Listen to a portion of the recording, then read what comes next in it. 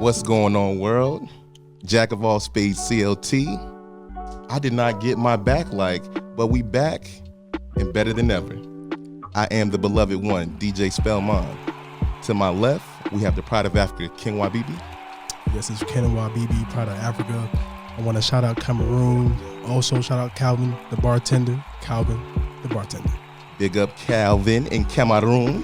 Cameroon. To my right, we have Banks on the beat. Yep, Banks, Blue Water Banks, Bad Boy Tires, all that. 3700. The hub, you know it. All right. And today, our special guest, who came in through the back door, we have Yashira Good Luck Mejia. My man, that sounded sus. I'm coming from the back No, door. Wu-Tang Clan. Come on now, Wu-Tang Clan. Come on now. Gravel pit. Protect your neck. One time for Raekwon the Chef, man. There's a lot of backdoor references. Yeah. All right. I forgot it is 2020, so things are a little bit different nowadays. I mean, to each his own. Get it where you fit in. Straight up. But how are you feeling today, madam? I'm feeling fantastic. Glad that this rain has subsided. True that. I'm missing football to be hanging out with you guys, so make it worth my while. Just kidding. We appreciate the love. We appreciate the love. So to kick things off, you are a DMV native, and for those who do not know, we're talking about DC, Maryland, and Virginia. Word up. Word up. You are a proud Afro-Latina. I am. All right. Big up todo gente puertorriqueña. Okay. There she go. We got it on the sound check. All right. Yo, and by the way, we start off all of our podcasts by giving our guests their flowers. So to start off with you, founder of Creative Consultant CLT, Grey Goose cocktail winner, mixologist at the Crunkleton, which I visited, big up. QC Nerve interview, creator of Champagne and Chicken. Tell us, how did you get your start in the service industry? I was a waitress at a family-style sports restaurant, and in Virginia, if you're under 21, you can't serve alcohol to your table. Therefore, being sports-driven, games of all kinds, especially because you have George Mason University. Out there was a lot of college basketball, not football, which I learned down here in the South. College football is like a thing, and it's serious as hell. Yeah. So I was realizing, I'm not able to touch my tables as much. And so I wanted to make sure that I was earning my money, because people wanted to justify and be like, oh, she barely came over here, so why the hell am I going to tip her and stuff. So I looked up bartending school, went to Arlington, Virginia, did that for like 2 weeks. They help you get placed in jobs. And my first job was out in Maryland. I was still 20, and they allowed me to still bartend. Big up. We won't say the name of the organization, but big up. We definitely not. But yeah, that's how I started. I wanted to earn my money and wanted to advance. And ultimately, anybody that's been in the service industry, before you get to the bar, you're doing other jobs. There's no way that out of just even doing bartending school, they'd be like, okay, cool, let's put you behind the bar. That's a negative. Like, you have to pay your dues, if you will. Gotta earn that. Okay. Yep. Well, first thing first, rest in peace, Uncle Phil. For real? For real, yeah. Oh, another thing too, because Banks mentioned Crunkleton. I gotta say this little plug. So that's me and my girlfriend Spot. Crunkleton, we go there. Oh, where? So when you fuck up, that's where you take her? No. He's thinking, oh shit, good idea. Good idea though, but nah, Subconsciously. that's a good vibe when we go out there every time. Yeah. But now, what are your stance on the bartender versus mixologist debate? And do you think it's an insult to mix the two? At times, I feel a little offended when I get reference to a bartender. But let me break it down. So I feel like before you even can become a mixologist, you have to be a bartender, right? So just like I had previously mentioned, how you have to pay your dues before you can make it behind the bar, it's the same thing. So with bartending, some people will say that a bartender cares about their customer more, and a mixologist cares more about their cocktail. So I am a mixologist. I like to be referenced as a mixologist. I paid my dues. I've done the high volume. I've done the Jack and Cokes, Henny and Cokes to the death of me, and Long Island's. What the fuck? Like, why are we still drinking those? But it's one of those things that I'm like, I definitely am a chef. Like, we have to consider flavor profiles, what mixes with what pairs with what, and I feel like that's what makes it a craft cocktail. I'm spending my time on the details and what makes this cocktail more. So, yeah, I like the reference of mixologist, but at the end of the day, we're all bartenders. You can't have one without the other. Okay. Okay. Now, oh, excuse me, that's a party. No, that was Goodness. serious. Yeah, that's not Serious professional. Like Put your mask back on. sound like a principal. Like I'm getting in trouble. Alcohol is the most important part of the function. So, what is the perks of being, the part of the life of the party? I guess you might say. In this job, you indirectly have to people watch, right? So because you are responsible about alcohol, you need to make sure everybody's okay. Yeah. You have to kind of keep tabs as to how much everybody's drinking. But one thing that I really like is when you see people that are a little uncomfortable and they need that liquid courage, and then they start Turn up. peeling up, and you see the layers of them. They're like, now they're getting a little bit more comfortable. One thing that you always have to be conscious about is we have a lot of dating apps, and unfortunately, some people are, catfishing? Yeah. So at the Crunkleton, we have a code where we say Agnes. If you want an Agnes cocktail, it's basically, hey, get me the fuck out of here. Like, help me out. So that's another aspect. I feel like at times I come to the wayside of understanding that I have to be very attentive to make sure nobody's trying to drug anybody else, or somebody leaves their table. I want to make sure that I'm covering their drink. You have to have your head on a swivel. I do that in life. So that's nothing to me, but other people don't, pay attention to those details. And so there's a lot of fun aspects. I got like really serious with it, but there is fun aspects. You're people watching the whole time. Like you see guys completely being jackasses trying to get that girl, and she's politely saying no, and he won't get the clue. So that turn down from a distance is hilarious. Laughing at other people's pain. Yeah. Right? I'm wondering, so how many Agnes calls you had to answer? Since I've been there, I have not. None? Okay. No. Ooh, that's a good But what also ends up happening, I'll have girlfriends to be like, yo, sure, you working? So I already get the heads up. And so I already know that they're already on a date. So then I'm kind of like vibing, and I don't let them know that I know, obviously. Yeah. So, Cool. Yeah. Now, you talk about remixing cocktails. So can you tell our listeners what that means, that concept of remixing cocktails? Sure. So I went to Tales of the Cocktail, which is a cocktail enthusiast and industry event in New Orleans. And we had an event that was sponsored by Douce.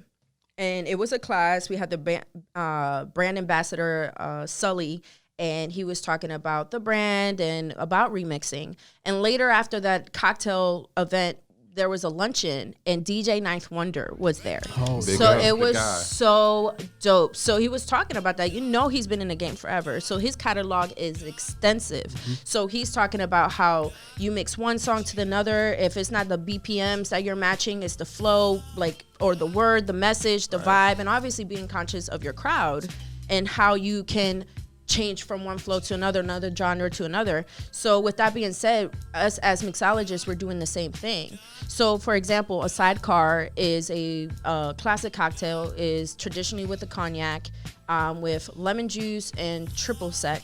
And that event in particular, we before the luncheon, I made a remix of it, and I used passion fruit. Passion fruit is one of my favorite fruits. Super tropical, super sweet, and I feel like it's very versatile. So my remix of a sidecar was with Douce in the cognac. Then I used lemon and passion fruit as my citrus. And then for your triple sec, I ended up using Grand Marnier. So essentially, I'm still using the basis of what makes that cocktail, but I remixed it by adding something else or switching something else out. So that's what a lot of mixologists, if we're put on the spot, let's say somebody says, hey, I like a French 75, which is usually a gin base. They're like, but I really don't like gin. I'm either taking that opportunity to educate them on gin or find what they don't like about gin and say, hey, I know a gin that you more than likely are going to like, or I go ahead and switch it up and do it with a vodka. And that's still remixing the cocktail, right? So I got a question. So what gin you like best for your Negroni? I'm a Negroni fan. That, again, I need to find out what you really like about the gin in order for me to to give a suggestion. So what do you like about a gin? That mine's dry, like very, very dry. So you like the London style. Yeah. So do you like more of the spices, like the juniper, and where you're getting kind of the pine flavor? See, so that's the thing. So that's the thing. Like for me, with my gins, I like mine to be more citrus forward. So traditionally, you're still gonna get those junipers and flavors, but they're on the back end, so they're not so predominant, right? So in a Negroni, I'm gonna pick a gin that's more citrus forward than it is more the juniper and the spices. So one that I'm gonna shout out that's local from Washington, North Carolina is a Thousand Piers Gin. It is very citrus forward. There's 22 botanicals in there, and one of the things that I really like is that they use kaffir lime leaves, which is very different, very fragrant, and definitely accents the actual citrus that's in there. So you're getting your orange peels, your grapefruit peels, and all that. Damn. But what do I know? You know, Education right now. Listeners, She about to bring old Wabibi back. I ain't seen him drunk in a while, and I know it's coming. Damn, it sound like you invented the remix. You like Diddy. yo, for real. Can't stop, won't stop. Facts. But we need to know in your personal time, what do you drink? Oh, I am a bubbles girl. I love me some champagne, hence why I brought some champagne today to make you guys a cocktail, because it's also brunch. It's Sunday, you know, Yes, synonymous, yes. Keep right? the theme. So yeah, most of the time that's what I'm drinking is bubbles. But I'm also a moody drinker. And I want to let me explain. So when I say mood, it's not like the emotion. It's just more so of the vibe. Like, what am I feeling? If I'm eating something, I want to make sure that what I'm drinking is pairing with that. So I'm very conscientious, right? So if it's not that, if it's not just champagne by itself, then it's a champagne cocktail. I love me a dirty martini. Preference with vodka. I know some people are going to shun me on that because technically a martini is with gin. But I love mine completely dirty with olives. Okay. Right. Another thing, you work in an industry typically dominated by white males, depending on its location, right? You know, so I know there's plenty you could tell us. So, you know, talk to us about some of the things you might have faced in this industry. Well, how much time do we have? We got all day, really. Get it off your chest. Tell them why you're mad, son. Yo, for real. I mean, you know, coming from DC and coming down here below the Mason-Dixon line, completely, vastly different.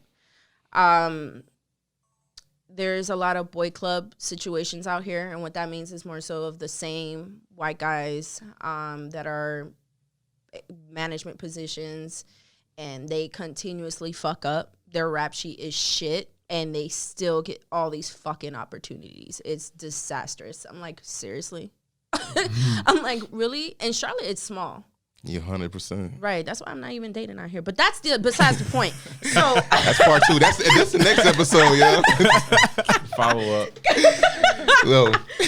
but yeah, man, it's a lot of the micro aggressions, the sexism, the blatant racism, and people want to argue me that it's not. And I'm like, look, again, how much time do you have? Because we can talk about it. But just overall assholes, I got tired of it. It took me even a while when I first relocated down here to even get a job behind a bar. And the only places that would hire me, ironically enough, were strip clubs. I previously worked at strip clubs. Shout out to Stadium in D.C. Yeah. Stadium. Yes. They got history. Yeah, they do. But yeah, so I was at Onyx. Shout out to Onyx in Charlotte. Yeah. Put me in, but it was like, there has to be more than this. Like, I can't keep doing fucking Jack and Cokes. Like, I can't, this is too much, you know? So I made my own niche, even in that industry. My drinks, as far as aesthetic and color, and, you know, you in the strip club, if you ever work at a strip club, money talk, point blank, period. So it was a lot of the paying the DJ, shout me out, tell people to come to my bar. What do you want to drink? I got your drink. And then hitting the bathroom attendant, you good, babe? You need a drink? I got you. And it was just more so just getting my regulars to be like, hey, come by. So, you know, a lot of girls got upset because people will wait for even a tequila sunrise, which is basic as hell, from me, because the tent is made in the drink. Do you get what I'm saying? You can't just pour. Yeah. So it's... I forgot. I was like, I got into that shit. I was like, what else am I saying?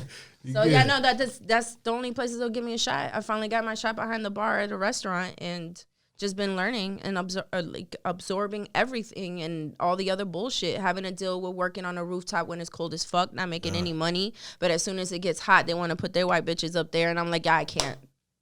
I can't. No, I paid my dues, taking all these L's. So now that the money's up here, I need to be up here. Exactly. And then I quit. I couldn't do it no more. When you're conscious of your energy, and anything that disturbs it or gets you uncomfortable, like, you're not going to be in it. 100%. And I hate when jobs try to hold your job over your head. Yo, I want to punch them in their throat. Like, are you talking? What are you saying right now? Without me, you don't have a job. Are you kidding me? And it's not understanding that if I do good, I make you look good. So there was this once, this hotel I worked at uptown. I'm not going to name a name, but it has a rooftop bar. And in our lineup, they said, Yosh, we're going to put you in this section. And I looked at them. I'm like, okay, why? And they're like, well, some of the girls think it's not fair that you get these bigger table sections and stuff. And I'm like, what's not fair about it? I'm consistent. I'm providing a great service. I'm able to turn over and I'm making money. So I don't get it. Yeah. Exactly. But it's these girls that just be ear hustling and be talking into the next dude's ear and be like, yo, what can I do for you to, like, make sure that I'm good? And then they start fucking behind the scenes type shit and they keep getting these sections or these VIPs. And I'm like, yo, I'm over this shit. Money talks. And if you're looking at the betterment of the business, if I'm your number one seller and I'm doing this, and a third, then you need to put me, I'm the A team. What the fuck you talking about? 100%. But that ego, it's like, who's going to suck my dick for this shit? And it's just like, that's not what your job is supposed to be about. So, and that happens a lot out here in Charlotte. So I got tired of this shit. So I started my own shit. Fuck them. Yeah. Straight up. Big up to you on that. Period. On another note, you were formerly at Loft and Cellar and now the Crunkleton. Shout out to Crunkleton for putting together a COVID relief fund. How has the transition been coming back from a Black-owned establishment, especially in the city of Charlotte? Right. So at Loft and Cellar, I was actually consulting there. Okay. So I used that as a stepping stone for when I branched out. And I said, well, what am I going to do? And I figure if I put consultation, that leaves it vague and still gives me time to kind of like horn in exactly what it is that I want to do. Right. Granted, I see the need out here in the service industry in Charlotte to have a consultation for these restaurants. You have these restaurants that still get like a grade C in the health inspection and still are fucking busy as hell. Like, what is going on right now? And it's in the midst of COVID. Like, are you kidding me? And so I feel like this is definitely an opportunity for a small business, and particularly a Black-owned business, to go in and be like, look, I can help your numbers, point blank, period. Pay me whatever. You know, when I say whatever, like, this is the invoice. You're going to pay me. Yeah. But I'm going to make shit flip. And it's up to your management to actually keep that afloat. Because I'm coming in to put in systems and figure out logistics for you because it's clearly not getting done. Right. So at Loft and Cellar, I was like, let me use this as a stepping stone. I got reached out to by the bar, not current because it's something different now. But at that time, the bar manager was like, hey, Yosh, I need somebody to help me out bartend certain days. I'm like, okay. I would go in. I'm like, I'm not making any money. So let's figure this out. I want to be here. It don't only take me long to get regulars. But it was only one day that I was able to capitalize on that. So I looked at the owner and I said, hey, I could help you with shit. And that's what I did. We vamped up the health score from like 7 points, which is tough. Then not only that, we just was a flow and consistency of service, as well as the chef at the time, Chef Greg Collier, he actually got his James Beard nomination while he was there. And if you guys know anything about the James Beard nomination, that's something that most chefs are striving for. That's like a little bit under the Michelin star, because that's a lot more intensive, yeah, right? So sure. To be part of a Black-owned establishment, to be part of that time where that chef gets that nomination in itself was huge. I started the consultation and he's like, oh, by the way, we want to start restaurant week. I put a staff together in a week. There was no hiccup during restaurant week. Big up. And that's tough. Yo, I threw up the first night. I was sick. I was like, oh my God, these people better not fuck up. Like, this is my ass. I was so nervous, but that just goes to show the passion about it. And we did well. And then, unfortunately, like majority of Black-owned businesses, unfortunately, there was not consistency in the money and stuff. And abruptly, we got let go.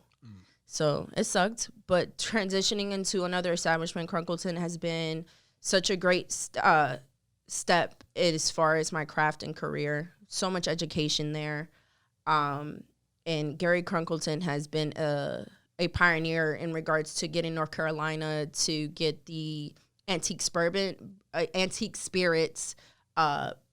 certificate, if you will, in order for us to have that. North Carolina is a control state, so that's why the prices are what they are about the liquor. And when we were able, when outside was open, you know, and we had the clubs and shit, like you had to have your bottles in a cage and stuff. Because in DC, it's like you buy the bottle, it's whatever you do, whatever. Yeah. So it's been cool, but it's, you know, COVID has changed a lot of things. And right now, there's been so much proof that most businesses that have been doing for themselves have done and made more money during COVID than anything else. So I'm kind of transitioning out of that respectfully, because, I mean, they've been great, but it's also where I'm like, my time is money, and I'd rather invest in myself, because if nobody else does it, like, how can I? Yeah, you know? I feel you on that. So you kind of alluded to it earlier, but your skill set is very underrated, and we're not talking about the mixologist part. So sometimes you're a life coach, like you said, looking out for the homegirls, Right. you know, Agnes call and all that. Right. But then sometimes you got to control yourself from going off on a rude customer. Right. Can you speak on that aspect of your job? Oh, man. Side. That's been it's been so tough, because it's like, this is why I like these masks, because I could be doing all kinds of funny faces and they can't fucking see me. Because it's like, this nigga really just asked me this shit. You know what I mean? It's just like, what? It's tough. You know, I'd be lying to tell you that it's not without difficulty. But the quickest thing when I'm in an establishment that I'm not managing or have anything to do with it, I run it. Oh, you're unhappy? Let me get a manager for you. That's above my pay grade. I'm not dealing with it. That's what you guys are here for. Handle that shit, because I'm not handling it, right?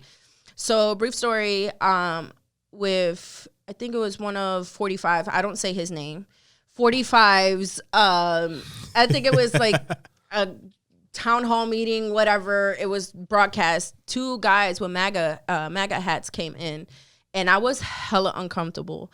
And when I would turn around behind the bar and they were coming literally to the seats right in front of me, I'm like, well, here we go. Do you know what I mean? It's just like, yo, I'm ready. I'm ready for whatever's gonna fucking happen. And the manager, the MOD of the night, he looked at me, he's like, yo, she got this? I said, I got this. But the fact that he looked out and he looked at me, already knew, being a white man, he was like, look, you got this? I'm like, I got it. Was I shaking? Yeah, because it's like one of those things. It's like, let the right one get me on a good day. You know what I mean? And it's just like, but it's also that line of like, I'm at work. But no, they actually made my other guests that were right next to them uncomfortable, that they closed out and left.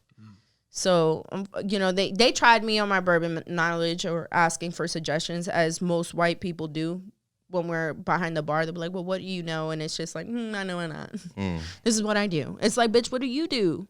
Do you want me to tell you what you do? Right. Like, you know what I'm saying? Like, I hate that shit, but it's part of the job. And what you learn to do is kind of like smile and kind of just give them education and school them real quick and directly, and be like, do you have any other questions? Because I got you. And then they shut the fuck up. That's a good feeling, though. Do you get what I'm saying? Oh, yeah, feeling. it is. Especially these older white women. Yo, I can't. I can't. All right, so you talked about Tales of the Cocktail, but you've also been a part of the Iron Bar competition, Do Rag Fest, and then Serving the Culture. Can you talk a little bit more about, or let the listeners know, because I'm sure a lot of people didn't even know about some of these events. Right. So Tales of the Cocktail, I alluded. Yeah. Big up New Orleans. Right. That was such a great time. I won the Grey Goose competition that we mentioned earlier. That was my prize. I was I was able to go to Tales of the Cocktail. So that in itself was such a great experience. You don't have to be part of industry to go to that, and I would encourage anybody to go, because the parties are lit. They're all sponsored by all these liquor companies, and all you have to do is RSVP and show up. So yeah, I had a great time. There was plans to go in this year. I was gonna bring homegirls with me and stuff, and we are gonna make it a thing, but you know, COVID. Had another plan. The Iron Bar competition was actually sponsored by Diageo group. So shout out to my Diageo reps out here. And that was great. Became a semi-finalist with Justin Drinks at Justin Drinks. He's actually the bar manager at Leah Louise, which is a Black-owned establishment over in Camp North End. Big up. And yeah, we became semi-finalists. And the people that won, I was very excited because there are peers, Britt Clark from ... and Ev Clark from The Counter. So it's really dope that they won. I hosted the after party because it's like, Nice. yeah. Listen, if they won, we won. Do you know what I'm saying? Exactly. That's exactly The what it was. community, though, Exactly. yeah. So it was lit. Serving the Culture is a dining experience that focuses on Black chefs and mixologists alike. Our first one was Wu-Tang that you guys mentioned. Wu-Tang. Before COVID, we were gonna showcase Missy Elliott from VA, which I was very excited about. Two Up, Two Down, and then Rona.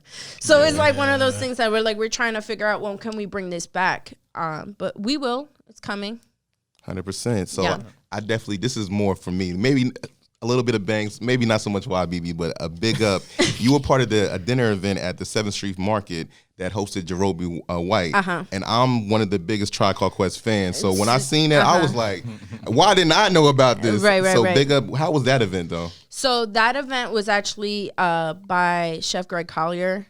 To the Vibes and Vittles, that was his event. At that time, like I said, I was consulting at Loft and Cellar, so that was the only association with that. But regardless of the matter, it was dope to have him there.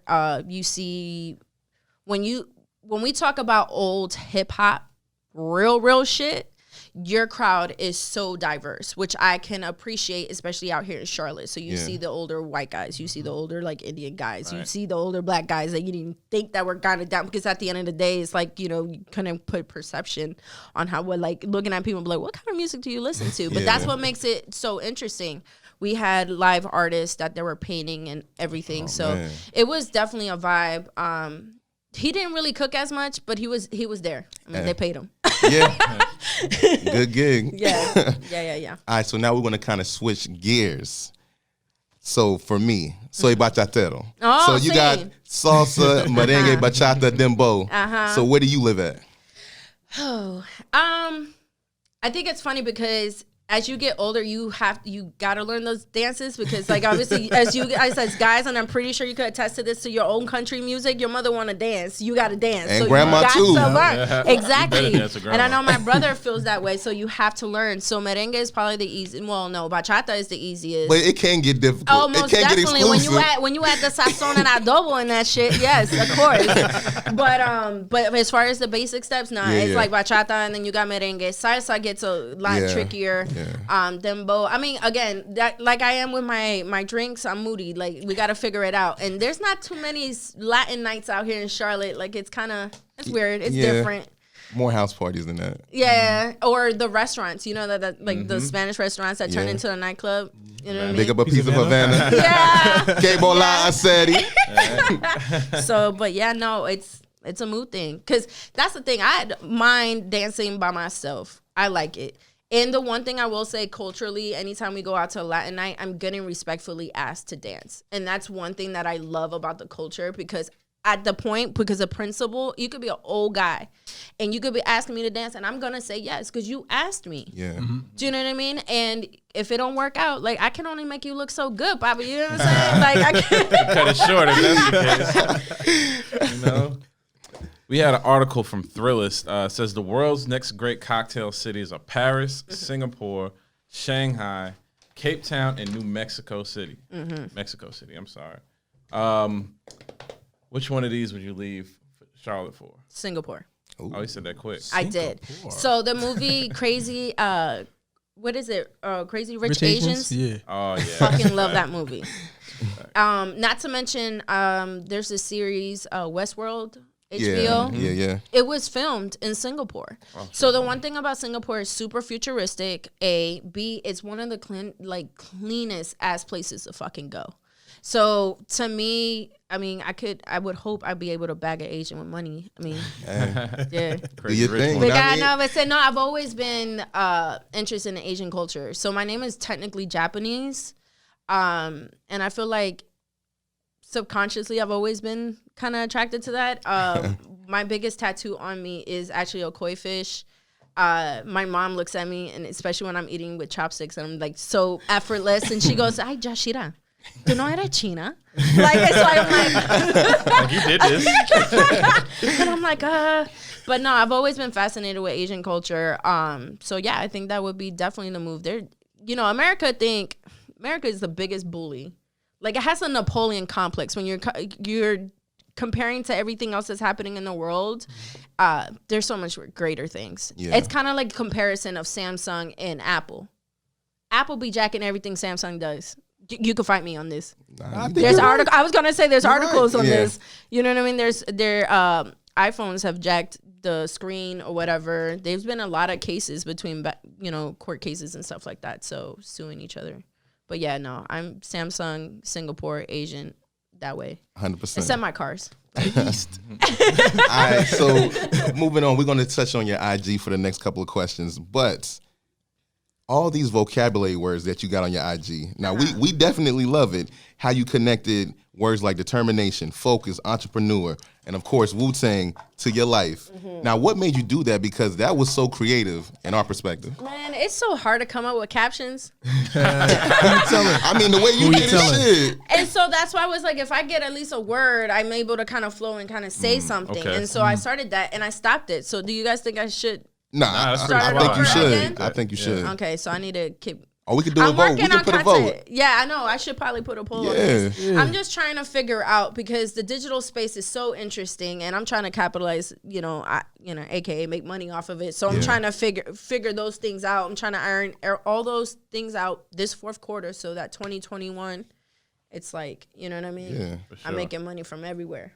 Well, we do know a guy. We had on a previous guest, the influencer attorney. So he's good with all that kind of stuff. I checked that out. Yeah, no. I'm very excited because intellectual property is one thing that we talk about a lot. And it's just like, how are you able to kind of protect that? Yeah, big up Bobby Robinson. Yeah. Pick 'em up. Yeah. So, but yeah, no, I'm aware. I listened. Hey, appreciate you.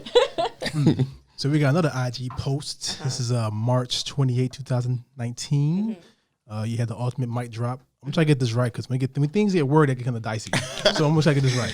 You got it, boy. You got it, man. We're going to big you up, man. You got it. Right? So you said, quote, the race I'm concerned about is the human race, period. Period. Big up city girls. But speak on that. So, While you cut that fruit. yeah. So lovely. Yeah. Look, multitasking. Yeah, I am. So, the one thing that I noticed when I moved down here, that a lot of people were unfamiliar with the term Afro-Latino or Yes. Latinx, Afro-Latinx. And essentially, I find myself kind of getting in these discussions where I'm like, why does it have to be about a color? What does it have to be about anything else when honestly, like, just treat people how the hell you want to be treated? And this is why anytime I could be around children, I can appreciate it because their honesty is unfiltered. Correct. Like, I love it. So I said that to say it's always going to be a losing battle, right? You want to believe that certain things that you do matter. And unfortunately, unless somebody wants to actually learn certain things, is it really going to be applicable? Correct. So to me, when we're looking about this year and how heavy it's been emotionally, all these deaths, Vanessa too, I feel like at the same time that Breonna Taylor, her I don't know how to do it. She was murdered. Yeah, Just her on my murder. period. That's She was the her point. murder, Just right? say it what it is. Also Vanessa, the one that was in the Florida. army, yeah, It's military. just, it's so fucking sad to hear this shit. And then that base is still open and operating, and there's still so many people of color, both men and women, being slaughtered there. And so I said that it was just like, at the end of the day, why can't it be about just the good, about just make sure people are fucking okay? And the reality is like, we still have women, men, and children on the border. And not to mention, the women are being forced into hysterectomy. Like, they're basically sterilizing.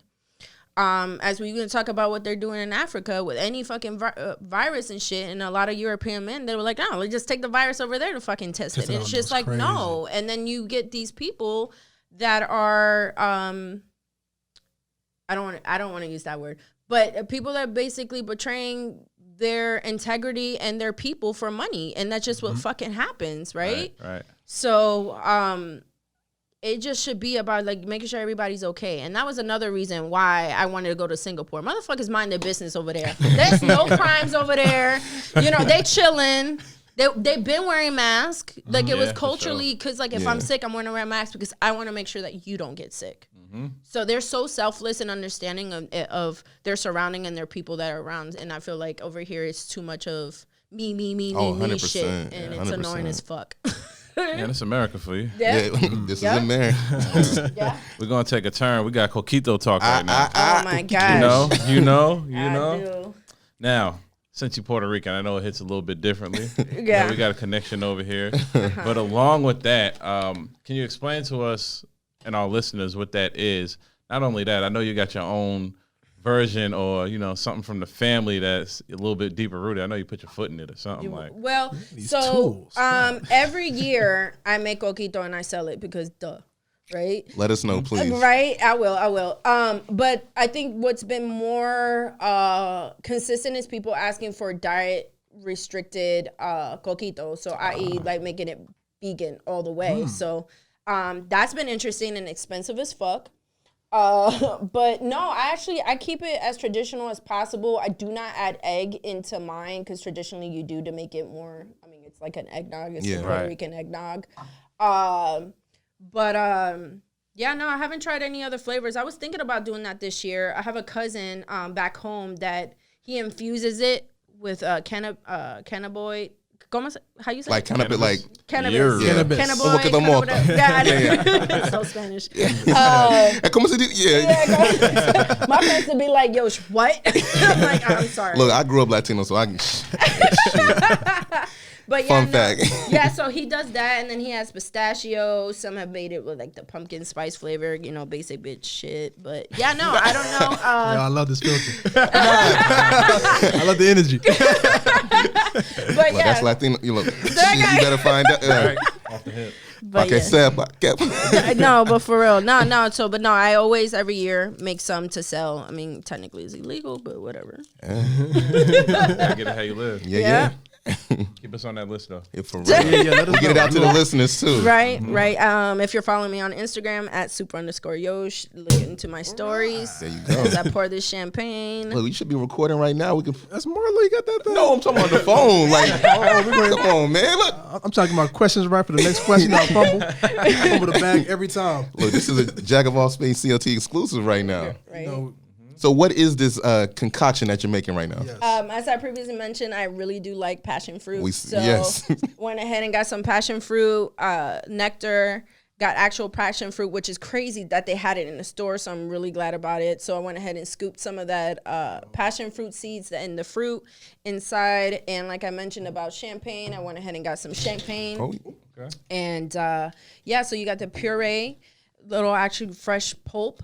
And then I'm going to garnish it with the mint to give some aromatics. And then we're going to, oh man. yeah. Thing out, try it out. Yeah. I'm gonna get my question ready. You just angle it out. You put the little fruit in there. Yeah. Little mint stuff. You know, like, get that thing while I answer this question. And try to fumble the bag. But let's see here. So QC Nerve, we had an interview with them, I did. and you talked about not following the crowd. Can you talk about how that helped you in life? Like, how had that helped you in life, not following the crowd? I want to make sure that I say this right. So I wrote it down. Yes. Right? And I put, okay, that's what it is. So you know the saying, curiosity killed a cat? Yes. So my argument is, if we believe cats have 9 lives, did he die? Exclusivo, Bars. papá. Bars. You live and you learn. Right. So I kind of feel like with my curiosity being brought up super religious, even the church elders knew. They were like, oh, this girl, she not with this shit. Catholic? Nah. Why? Because I'm Spanish and Catholic? I mean, most. Hey, you know what?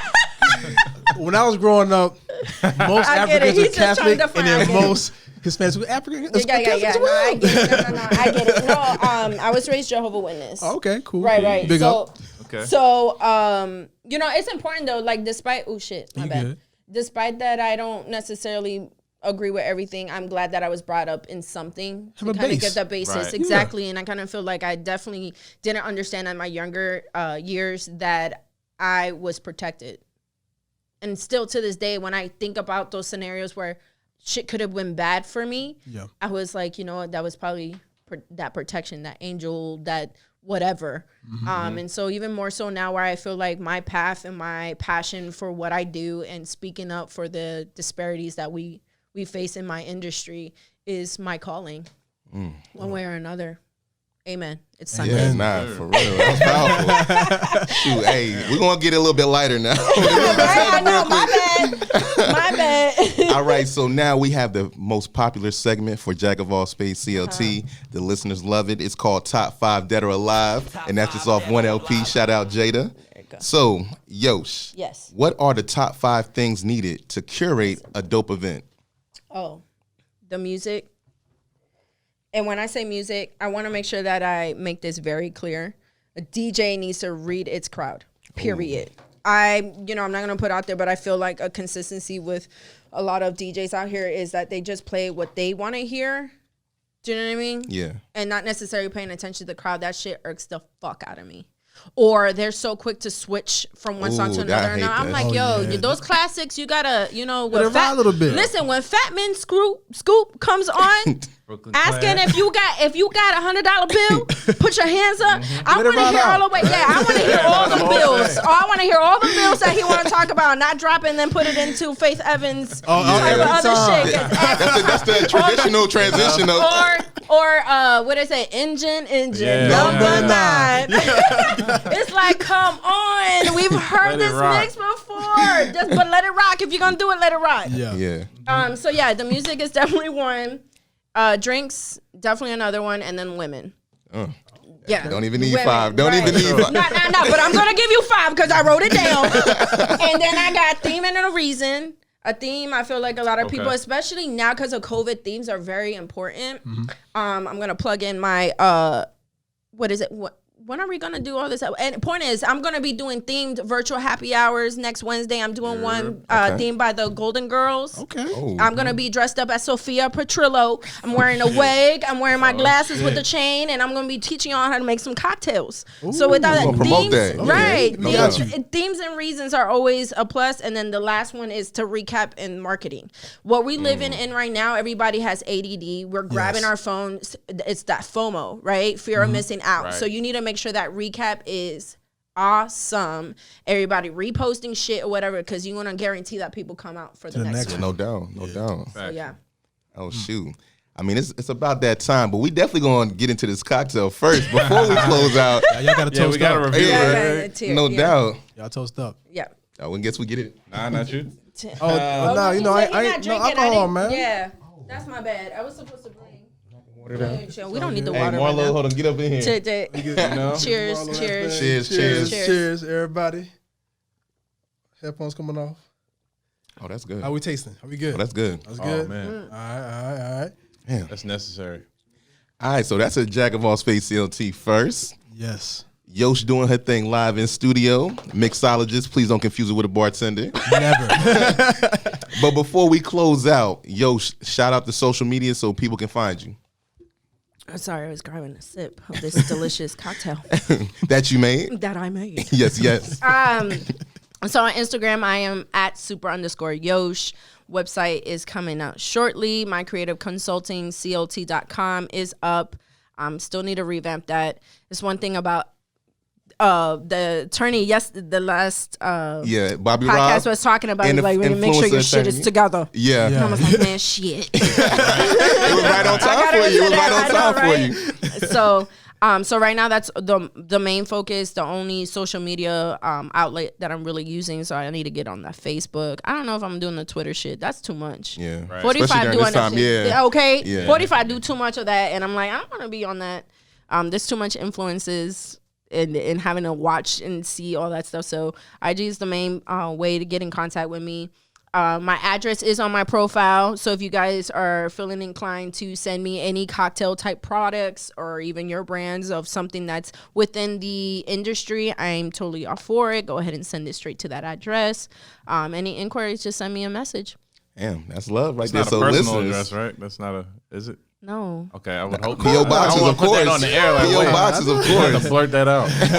Yeah, it's a PMB, personal yeah. mailbox. I pay for that shit. Yeah. So sure. send me some shit. Please send us some shit. Drink related, industry related, of course. Yeah. All right. Actually, Go ahead. you know what? I'm gonna plug this. This is an Plug it exclusive. in. This is an exclusive. Jack of all spades, CLT exclusive. Yoshi about to make an OnlyFans. I'm gonna be wearing sexy shit and making cocktails. You think I'm playing? Shorty about to make this money. Listen. OnlyFans, you already know what time it is. You already know. Yeah, I'm gonna be wearing sexy shit. Sexy shit in it.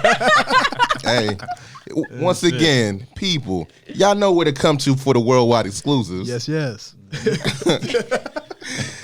We got to get a new name, though, a new moniker for the OnlyFans. Super Yosh during the day. What's going to be the name at night? You know what? Consuela was one of them, but that was for cleaning. You should do it like the Family Guy. You should start dressing and undressing. I'm just saying. Listen, I have ideas. I sure enough do. So shout out to any videographer that is mature and can handle this Hold on. concept. I know a guy. To make sure that I look good. The slow-mos of the alcohol dripping, it happens to hit my breast. We gotta make this Oh, you money. might have to check with fiance first, Marlo. I don't want to get you in trouble. Nah, bro. Correction. Unattached the videographers, because I don't want no static. Drink my water. No smoking it. No smoking it. Oh, man. So, look. Come on, Jack of all spades nation. Where else? Who else going to bring it to y'all like this, man? Y'all know we've been doing this for a year and some change, and we just want to keep growing. The people we're bringing on, amazing people. We appreciate everybody that's been on. Same with you, Yosh. Thank you for making time for us. Want to shout out them socials one more time, just in case they missed it. If you missed it, what were you doing? Come on now. So look, I got you. It's at super__Yosh. Yeah. That Spanish came out. Yeah. Super_Yosh. Short for Yoshi. Just follow me on that. I'm gonna be Poppington. All right. So it's that time, good people. I am the beloved one. This is YBB, Proud of Africa. One more time. Shout out Cameroon and Calvin the chef. Oh, the bartender. God damn it, I messed it up. Oh, it's all good. It's all Calvin good. the bartender. And you're not Shout even out. drinking. I'm not even drinking. You see, even Bambo was drinking though. Yeah, terrible.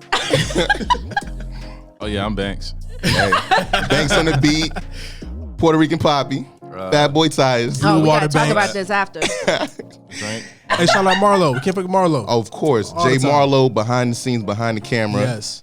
Possibly a new OnlyFans director. We'll see. We'll see. For hire. But good people, you know how we close this thing out. We shouted half of that team out earlier. Jerobi Wright, A Tribe Called Quest. Rest in peace, Malik Taylor. If you don't know who that is, that's Phife Dawg. Tell your mother, tell your father, send a telegram, and we out.